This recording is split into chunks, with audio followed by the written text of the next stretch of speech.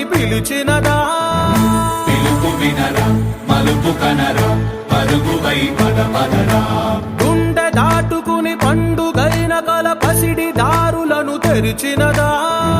రుణము తీర్చే కరుణమిదిరా కిరణమై పద పదరా ఓ ఏమి వదిలి అటు కదులుతోందమది మాటకైన మరి తలచినదా మనిషితనమై నిజముతనమై పరులకై పద పదరా లోకం చీకట్లు చీల్చే